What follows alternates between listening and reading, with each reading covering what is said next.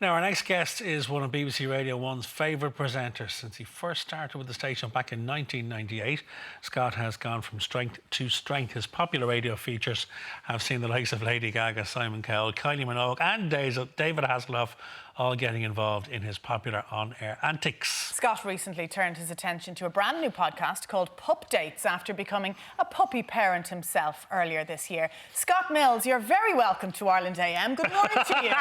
And just at that... Oh, he's back. Oh, he's back. Good morning. I was like, as soon as you guys were coming to me, I knew that he would come yeah, but he's and back. Right on cue, he leapt away. But he's back. How are you? You better introduce him, Scott. Okay, that was Teddy. He's 6 months old, and literally, guys, for the last 20 minutes, he sat there so good. Yeah. Now this is happening. So. Well, now the red lights come on. Tell us about Teddy, and also about the new podcast. How did the new podcast come about, Scott, and who's it aimed at?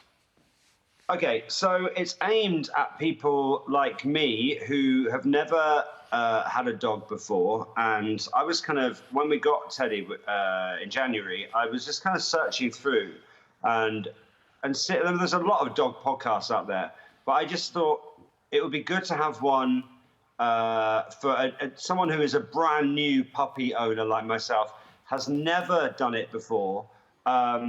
Because you do panic, and you have this feeling of like, okay, I'm now in charge, I'm responsible for this animal, help. So it's really specifically aimed at people who got a puppy, which, as we know, in lockdown is a lot of people. He is a gorgeous puppy, Scott. He's jumping in and out of shot, so we're enjoying little views of him. I suppose when you take on a puppy or a dog or a pet of any kind, you know you're taking on a new responsibility, but ultimately it is game-changing, it's life-changing, isn't it? It's life-changing, and what I like about this one that we've done, I've done it with Steve Mann, who's like #1 dog training guru. They're only 10 minutes long, so if you have got a brand new pup, you can literally find the episode you're looking for, because it will throw up so many questions that you didn't realize. So it's everything from finding the right dog for you to the pre-puppy panic, which you definitely have. You have the date in your diary when you're getting your dog. You feel that you're prepared. You've got everything sorted. But so all the prep for its arrival is in there. Then the first day and night it also gets covered, which is a challenge. Then you got the toilet training. Then socialization, getting them to meet people and go to places and other dogs. Because the whole thing, I'm not going to lie, is quite overwhelming. It is, but I'd imagine you're learning as you're going along in terms of, something will happen with Teddy and then you can address that issue then with Steve on the next episode. I was looking at some of the UK media coverage this week, just talking about dogs and the amount of dogs that are being stolen, etc. In the UK, the numbers have gone through the roof hugely. I mean, that's something you've got to think about as well, isn't it, Scott?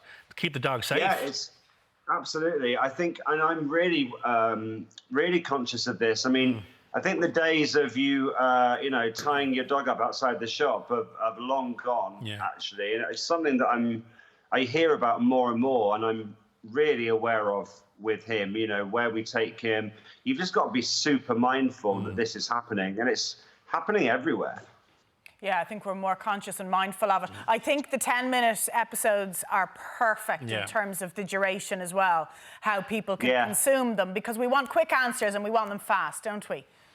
That's what I wanted. It was basically, if you're like me, you've got a new puppy, you've never done it before, it's basically help me.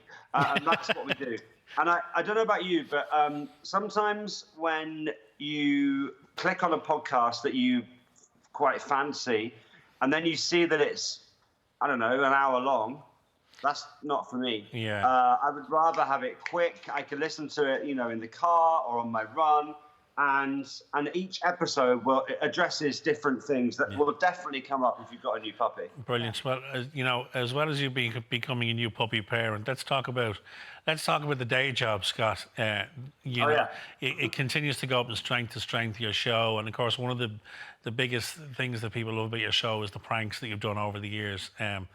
poor old Chris. When I think of your pranks, poor old Chris, and poor old Jennifer Aniston. Tell us about the Jennifer Aniston one, because that's probably one of the most talked about ones. Yeah, so Chris is, if you don't know, does the show with me, Chris Stark, on Radio 1. He's also on the Peter Crouch podcast. And it was a few years ago now, but we had the chance to interview Jennifer Aniston. Now, Chris had interviewed Jennifer once before, and she was a dream. She was absolutely lovely. So I thought that it would be fun on their second meeting to maybe turn the screws a little bit. Oh. So, and she was so up for this, by the way. We, me and her managed to have a pre-chat. So before, as you can see now, before he went in with her, before Chris went in with her, I had talked to her already, and I knew the questions he was going to ask. So I said to her, when he asked this specific question, just change your attitude completely. And she just became. She became an absolute nightmare. And the poor man's She went from lovely Jennifer Aniston to actually quite difficult Jennifer Aniston, and you can actually see on the video, if you watch it, you can see the sweat starting to come down. Yeah, I was going to say you can see the life force draining from poor Chris as he fell deeper and deeper into that hole. You're a horrible man, Scott, to put your pal But you know through what? that. That was a very clever piece of publicity for the show, but also sits very well with the movie that she was promoting. Right, there we go, you see. So, yeah, that was done a few years ago in you know, like in a hotel in London, where literally the world's media will descend that day on whoever is in that film. So she would have been doing one interview after the next. So I'd like to change up a bit, and we did. Yeah. And she was up for that, of course, no problem. I love the fact that she was up for it, actually. Yeah. She has a good sense of humour. What about the She was great. The Duke and Duchess of Cambridge have been in the studio with you. How did that happen? How did it play out in terms of their security and, you know, all the pomp and ceremony that come with them? I was one of, I think, only 4 or 5 people that knew it was happening. Wow. So it was such an odd day because obviously, you know, I wasn't even telling my family or friends, and they arrived glamorous in the BBC loading bay. I remember it so well because it was timed to precision. So I actually had a list of exactly when and where and what would happen. So let's say it was like 1 p.m. So it was like 1:12 p.m. and 10 seconds, arrive in loading bay. 1:12 and 30 seconds, walk from loading bay to lift. It was that timed. Wow. And Prince William admitted to being a bit of an avid listener. Like, did he said he texted into the show or something? What was that revelation he gave you? Well, he said that he likes Radio 1, listens quite a lot when he's driving, and then when he stops driving, will sometimes text in under a different name. Now, he didn't tell us any more than that, so we're never, ever going to be able to find those texts. He also told me, another one of our features, he told me that he is a massive fan of Innuendo Bingo, which is one of the things that we do. And then... But this wasn't on air. I wish they said it on air.